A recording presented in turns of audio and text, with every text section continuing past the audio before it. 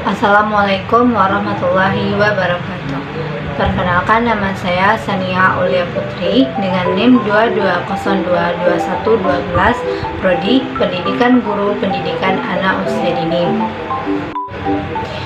Di sini saya akan menjelaskan yaitu terkait materi tentang permasalahan yang terdapat pada perkembangan kognitif anak usia dini. Untuk mengetahui selanjutnya apa-apa saja permasalahan yang dialami oleh anak dalam perkembangan kognitifnya, mari simak video berikut ini. Sebelum membahas tentang permasalahan perkembangan aspek kognitif pada anak, kita dapat mengetahui apa perkembangan kognitif itu sendiri.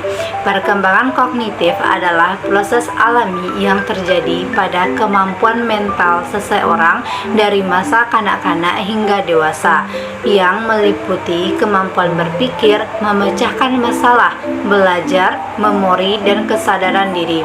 Hal ini melibatkan perkembangan otak dan kemampuan mental yang berkembang seiring bertambahnya usia.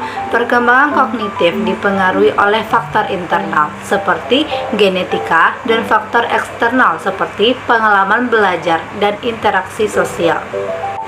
Selanjutnya, permasalahan perkembangan aspek kognitif. Yang pertama yaitu gangguan berbicara. Gangguan berbicara adalah masalah dalam pengembangan kemampuan berbicara yang memahami bahasa, yang mengganggu kemampuan seseorang untuk berkomunikasi dengan baik.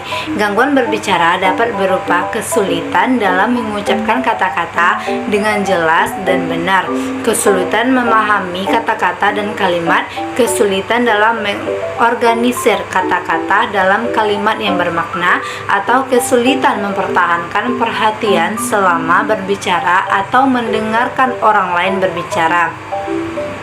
Gangguan berbicara dapat terjadi pada anak-anak maupun orang dewasa dan dapat disebabkan oleh berbagai faktor seperti kelainan genetik, gangguan neurologis atau trauma otak, dan faktor lingkungan.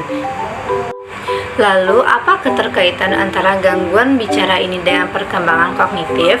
Nah, teman-teman, keterkaitan antara perkembangan kognitif dengan gangguan berbicara adalah perkembangan kognitif yang terhambat juga dapat mempengaruhi kemampuan seseorang dalam berbicara dan memahami bahasa. Keterbatasan kognitif dapat mempengaruhi kemampuan seseorang dalam memahami konsep-konsep bahasa, mengingat kosakata, dan menggunakan bahasa secara tepat serta berkomunikasi dengan orang lain dengan efektif. Jadi, jika perkembangan kognitifnya itu terhambat, akan menghalanginya atau dapat memunculkan gangguan berbicara kepada seseorang. Selanjutnya, adapun faktor-faktor penyebab gangguan berbicara, yaitu yang pertama ada kelainan perkembangan pada sistem syaraf atau otak. Yang kedua, gangguan pendengaran atau gangguan pengolahan informasi pendengaran.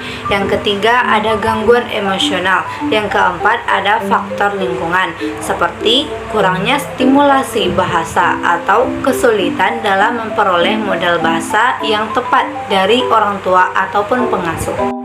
Nah, yang kedua, permasalahan perkembangan kognitif anak usia dini yaitu gangguan atau kesulitan berhitung. Gangguan kesulitan berhitung kondisi di mana seseorang mengalami kesulitan dalam memahami dan menggunakan konsep matematika. Gangguan berhitung dapat meliputi kesulitan dalam menghitung, mengingat fakta-fakta matematika, memahami konsep matematika abstrak, dan memecahkan masalah. Gangguan berhitung dapat terjadi pada anak-anak maupun orang dewasa dan dapat disebabkan oleh berbagai faktor seperti faktor genetik, kurangnya stimulasi matematika, atau gangguan neurologis. Seseorang dengan gangguan berhitung seringkali mengalami kesulitan dalam bidang akademik dan pekerjaan yang memerlukan keterampilan. Untuk mengatasi dari gangguan kesulitan berhitung ini pada anak usia dini, orang tua dapat memberikan pembelajaran konsep angka kepada anak sesuai dengan pembelajaran yang disukainya, seperti membuat angka dengan tema hewan atau makanan yang nantinya akan membuat anak suka dan tertarik dalam proses pembelajaran tersebut. Yang ketiga, ada gangguan konsentrasi. Gangguan konsentrasi atau sulit fokus adalah salah satu jenis permasalahan kognitif yang dapat mengganggu kemampuan seseorang untuk memusatkan perhatian dan menyelesaikan tugas dengan efektif. Orang yang mengalami gangguan konsentrasi seringkali merasa sulit untuk tetap fokus pada satu tugas atau aktivitas dalam jangka waktu yang lama.